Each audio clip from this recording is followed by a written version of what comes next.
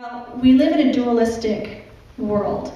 We live in a place of light and dark, open and closed. Everything, the yin and the yang, everything is two sides that flow together within each other. And my belief is that we also have the divine split into two. We have the divine feminine and we have the divine masculine, both of which are important and both of which flow through each other, and within our psyches we have the feminine and the masculine aspects. The feminine is the right brain, the masculine is the left brain, the logical. The feminine is the left side of the body, right brain, left side of the body. The masculine is the right side of the body. The feminine is the inspiration that comes. It's the being. The masculine is the doing. So when they're out of balance, when it's overly on the side of the masculine, the doing is done without the wisdom of the feminine. So we see that today where we have tremendous amounts of doing without having the wisdom of what it is we're doing. So within our psyches, men and women both have access to these qualities. So the qualities basically of the feminine are those of connectedness, relatedness, relationship, receiving, intuition, collaboration, creativity.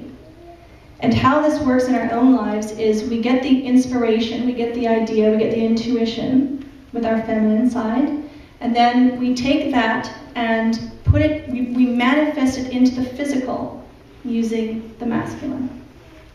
So that's where the balance and that's where the flow goes back and forth. So much I could say about this. Okay, so the divine feminine is reawakening in our conscious awareness. It's not just me. As I look around and go, hey, you too, and you too, and you too, that's so great. There is definitely a wave of consciousness that is rising. And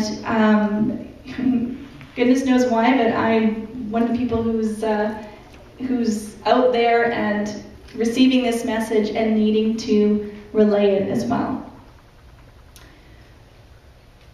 We have changing economic circumstances, and I've heard a lot of stories and read a lot of things lately about the end of men, that women are taking over. There's more women in university, there's more women graduating, there's more women in the workplace, there's more women in management roles.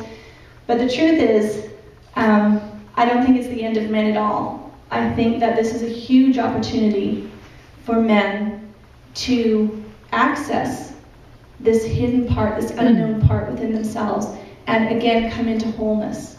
I think women are further ahead of the curve because we went the whole masculine piece. We still need a lot of healing on the feminine side. Both men and women do. But that being said, the men are the ones who really need to do some work. And I've seen a lot of that begin to happen as well recently. There's a manifesto of conscious men that I saw on the internet, which is very interesting if you're so inclined to look it up. So perhaps I'm going out on a limb here, but I was thinking about this and thinking about, I wonder if in the past the feminine embodied the divine feminine qualities. The men embodied the divine masculine qualities.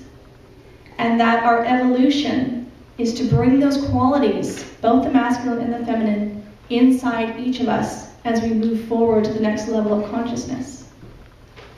And I wonder if perhaps Jesus was the first person, or one of the first people, to do that. And that when we are able to marry that divine feminine and divine masculine and balance it within ourselves and have it flow back and forth, that perhaps That's where the real power, the real miracles come from. Just a thought. So, being a coach, I have a few questions for you to ask yourself. How did you feel, and you don't have to answer this to me, this is just for yourself. How did you feel during and after the meditation of meeting that divine feminine, meeting that goddess? What gift did she give you? What is your own connection to the divine feminine? And where are you in your journey?